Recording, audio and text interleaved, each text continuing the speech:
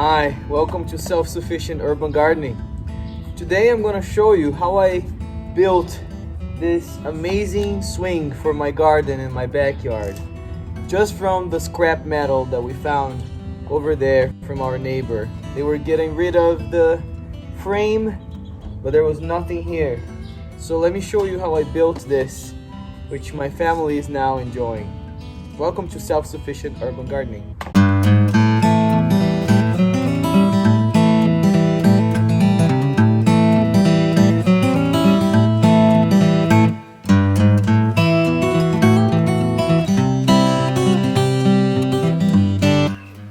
First thing I did was to measure the length of the wood where I needed to cut for the metal frame so it would sit exactly on top of it. And then I went ahead and I cut all of the other pieces, measuring one by one with the length of the previous one that I had just cut.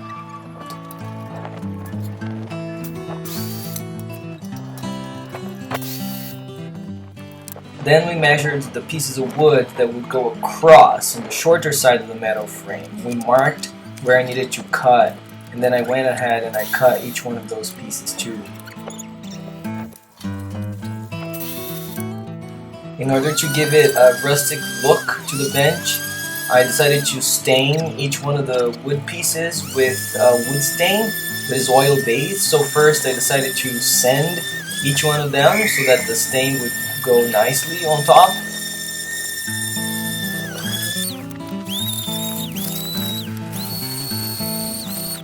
So staining one by one of these little wood pieces is really time consuming, but it's definitely worth it at the end.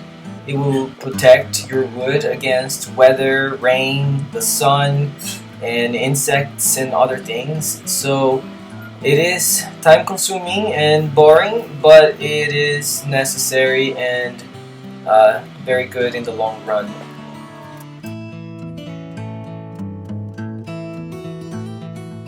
If you're watching this video, you can probably avoid the mistakes I made. What I'm doing here is I am attaching the smaller wood pieces to the metal frame across, and then the long pieces would sit on top of those. However, as you can see here, they're sticking out quite a bit. What I did here was I put a metal clamp that went on both sides. So it's a double-sided metal clamp, as you can see here in this picture.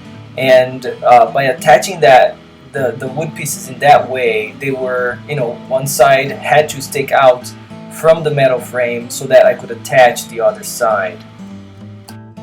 This is how it looked under, so you can see the metal clamp goes on both sides, so it has to stick out quite a bit. I wanted to keep them together at the same level as the metal frame. I didn't want to have them sticking out because then our butts would be too far from the back. In this case here, it's exactly the length of my legs and my wife's legs, not my kids of course, but when my legs are here, my butt is exactly at the end of the back support, so it fits right in. Without the double-sided metal clamps attaching these smaller wood pieces to the metal frame so that our legs could go down at the level of the metal frame, I decided to only attach the smaller planks on the side with this one-sided clamp also on the other side. And this is enough for the entire frame not to move. And now it's time to attach the long pieces to the smaller pieces. I put them here and I spaced them out with some smaller pieces of wood, and they're just put in place right here, and I am just screwing them in directly into the smaller pieces. I'm just using a regular screw, wood screw, and you can see here it's quite smooth on the top, so it doesn't really bother us when we sit.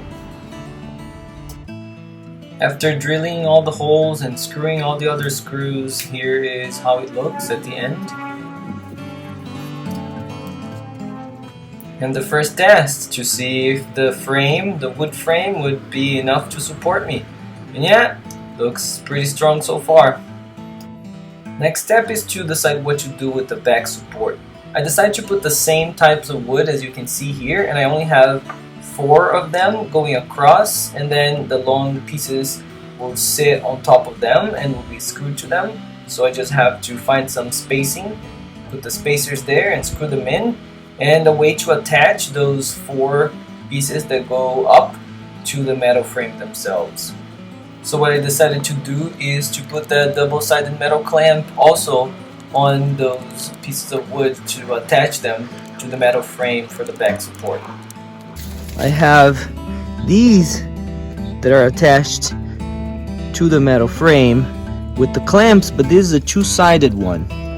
As you can see, there are 2 sides here, and I'm attaching it like that. So I have 2 here, 1 here, 1 here, and then at the end here and over there. Those are all double-sided clamps. To screw the long pieces to those back support ones, I clamped them to the metal frame and then just used the screwdriver and put the screw in. The job wouldn't be complete without fails. Yep, my screwdriver didn't stay.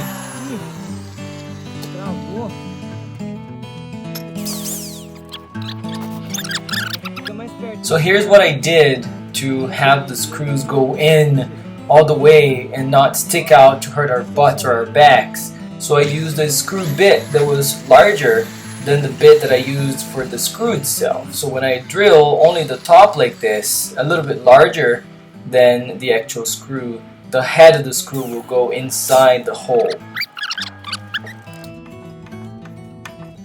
Agora você vai fazer no outro. Finally, I cut the planks that were going up like that across so that they would be lower than the last plank on the top and wouldn't be visible.